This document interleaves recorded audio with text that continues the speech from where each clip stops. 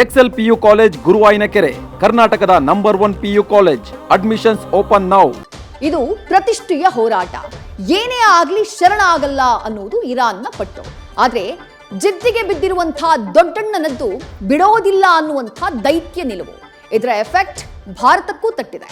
ಹಾರ್ಮುಜ್ನಲ್ಲಿ ಭಾರತದ ಹಡಗಿನ ಮೇಲೆ ಇರಾನ್ ದಾಳಿಯನ್ನ ಮಾಡಿದ್ದು ಓರ್ವ ಭಾರತೀಯ ಸಾವನ್ನಪ್ಪಿದ್ದಾನೆ.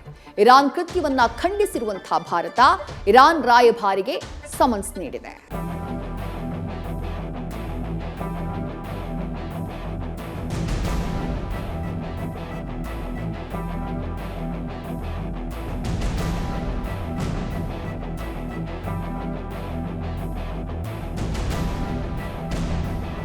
ಹಾರ್ಮುಜ್ ಜಲಸಂಧಿ ಜಾಗತಿಕ ತೈಲ ಸಾಗಣೆಯ ಪ್ರಮುಖ ಧಮನಿ.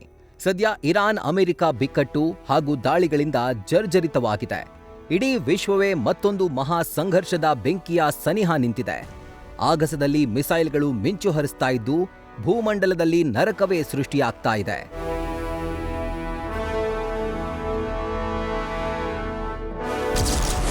ಹಾರ್ಮುಜ್ನಲ್ಲಿ ಭಾರತದ ಹಡಗಿನ ಮೇಲೆ ಇರಾನ್ ದಾಳಿ. ದಕ್ಷಿಣ ಕನ್ನಡ ಜಿಲ್ಲೆಯ ಬಂಟ್ವಾಳ ಮೂಲದ ನಾವಿಕ ನಾಪತ್ತೆ. ಮಧ್ಯಪ್ರಾಚ್ಯದಲ್ಲಿ ಮತ್ತೆ ಸಂಘರ್ಷ ಭುಗಿಲೆದ್ದಿದೆ. ಕಳೆದ ಭಾನುವಾರ ರಾತ್ರಿ ಹಾರ್ಮುಜ್ ಜಲಸಂಧಿಯಲ್ಲಿ ಭಾರತದ ಜಿಎಫ್ಎಕ್ಸ್ ಗ್ಯಾಲಕ್ಸಿ ಬೃಹತ್ ಕಂಟೈನರ್ ಹಡಗಿನ ಮೇಲೆ ಇರಾನ್ ದಾಳಿ ನಡೆಸಿದೆ. ಒಮಾನ್ ನೌಕೆಗಳನ್ನ ಗುರಿಯಾಗಿಸಿ ಮಧ್ಯರಾತ್ರಿ 2 ಗಂಟೆ ಸುಮಾರಿಗೆ ದಾಳಿಯಾಗಿದೆ. 10 ಭಾರತೀಯರಲ್ಲಿ ದಕ್ಷಿಣ ಕನ್ನಡ ಜಿಲ್ಲೆಯ ಬಂಟ್ವಾಳದ ಪೆರ್ನೆ ಬೆಳೆಯೂರು ಮೂಲದ ನಾವಿಕ ಕ್ಷಿಪಣಿ ದಾಳಿ ಬಳಿಕ ಕಣ್ಮರೆಯಾಗಿದ್ದಾನೆ. ಈತ ಕಳೆದ 3 ವರ್ಷಗಳಿಂದ ಹಡಗು ಕಂಪನಿಯಲ್ಲಿ ಕೆಲಸ ಮಾಡ್ತಿದ್ದು ಸದ್ಯ ಸುರಕ್ಷಿತವಾಗಿದ್ದಾನೆಂದು ಮಾಹಿತಿ ಸಿಕ್ಕಿದೆ. ಮತ್ತೊಂದೆಡೆ ನಿನ್ನೆ ಮೊಂಬಾಸಾ ಎಂಬ ಯುಎಇ ತೈಲ ನೌಕೆಯಲ್ಲಿದ್ದ ಓರ್ವ ಭಾರತೀಯ ನಾವಿಕ ಸಾವನ್ನಪ್ಪಿರುವ ಮಾಹಿತಿ ಲಭ್ಯವಾಗಿದೆ.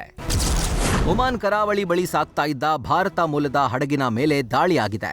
ಒಮಾನ್ ಕರಾವಳಿಯ ಬಳಿ ಸೈಪ್ರಸ್ ಧ್ವಜ ಹೊಂದಿದ್ದ ಹಡಗಿನ ಮೇಲೆ ಇರಾನ್ನ ನೌಕಾಸೇನೆ ರಣಭೀಕರ ದಾಳಿ ನಡೆಸಿದೆ. ಇರಾನ್ ದಾಳಿಯಿಂದಾಗಿ ಹಡಗಿನ ಎಂಜಿನ್ ಕೋಣೆ ಸಂಪೂರ್ಣ ಹಾನಿಗೊಂಡಿದೆ. ಹಡಗಿನಲ್ಲಿದ್ದ 11 ಭಾರತೀಯರಲ್ಲಿ 10 ಜನರನ್ನ ಒಮಾನ್ ನೌಕಾಪಡೆ ರಕ್ಷಿಸಿದೆ. ಎಮರ್ಜೆನ್ಸಿ ಲೈಫ್ ಬೋಟ್ ಮೂಲಕ 10 ಮಂದಿಯ ರಕ್ಷಿಸಿ ಸುರಕ್ಷಿತ ಸ್ಥಳಕ್ಕೆ ಕಳಿಸಿದೆ.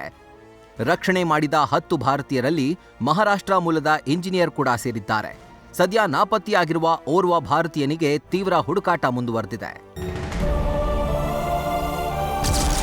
ಸಮನ್ಸ್ ಮೂಲಕ ಇರಾನ್ಗೆ ಭಾರತ ಖಡಕ್ ವಾರ್ನಿಂಗ್.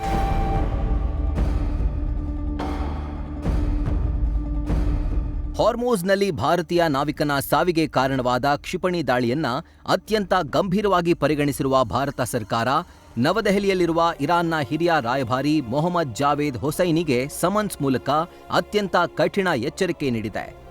ಇಂಥ ದಾಳಿಗಳನ್ನ ನಿಲ್ಲಿಸಬೇಕು ಅಂತ ಕಠಿಣ ಶಬ್ದಗಳಿಂದ ವಾರ್ನ್ ಮಾಡಿದೆ. ಮತ್ತೆ ಯುದ್ಧಕ್ಕೆ ಅಮೆರಿಕ ಕಾರಣ ಎಂದ ಇರಾನ್. ಹಾರ್ಮುಜ್ ಹಿಡಿತಕ್ಕೆ ಪಡೆದುಕೊಳ್ಳುವ ಉಮೇದಿನಲ್ಲಿ ಮತ್ತೆ ಸಂಘರ್ಷ ಶುರುವಾಗಿದೆ. ಇದಕ್ಕೆಲ್ಲ ಅಮೆರಿಕವೇ ಕಾರಣ ಅಂತ ಇರಾನ್ ಹೇಳಿದೆ. ಯುದ್ಧದ ವಿಸ್ತರಣೆಗೆ ಅಮೆರಿಕ ಹಾಗೂ ಅದಕ್ಕೆ ಸಹಕರಿಸುವ ದೇಶಗಳೇ ನೇರ ಜವಾಬ್ದಾರಿ ಅಂತ ಆರೋಪಿಸಿದೆ.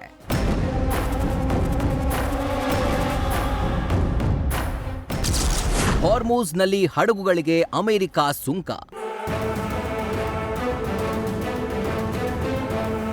ಇತ್ತ ಹಾರ್ಮುಜ್ ಜಲಸಂಧಿಯಲ್ಲಿ ಇರಾನ್ ಮೇಲೆ ಅಮೆರಿಕ ಮತ್ತೆ ದಿಗ್ಬಂಧನ ಹೇರಿದೆ. ಹಾರ್ಮುಜ್ನಲ್ಲಿ ಚಲಿಸುವ ಹಡಗುಗಳಿಗೆ 20% ಸುಂಕ ವಸೂಲಿ ಮಾಡ್ತೀವಿ ಅಂತ ಟ್ರಂಪ್ ಘೋಷಿಸಿದ್ದಾರೆ. ಇರಾನ್ ಹಡಗುಗಳ ಸಂಚಾರವನ್ನ ಸಂಪೂರ್ಣವಾಗಿ ನಿರ್ಬಂಧಿಸೋದಾಗಿ ಟ್ರಂಪ್ ಸ್ಪಷ್ಟಪಡಿಸಿದ್ದಾರೆ. ಒಟ್ಟಾರೆ ಮಧ್ಯಪ್ರಾಚ್ಯ ಸಂಘರ್ಷ ಮತ್ತಷ್ಟು ತೀವ್ರಗೊಳ್ತಾ ಇದ್ದು ಜಾಗತಿಕವಾಗಿ ಮತ್ತಷ್ಟು ಸಮಸ್ಯೆಗಳನ್ನ ಸೃಷ್ಟಿಸುವ ಆತಂಕ ಶುರುವಾಗಿದೆ. News first bureau. News first ನಿರ್ಭೀತಿಯಿಂದ ನಿಮ್ಮ ಪರವಾಗಿ.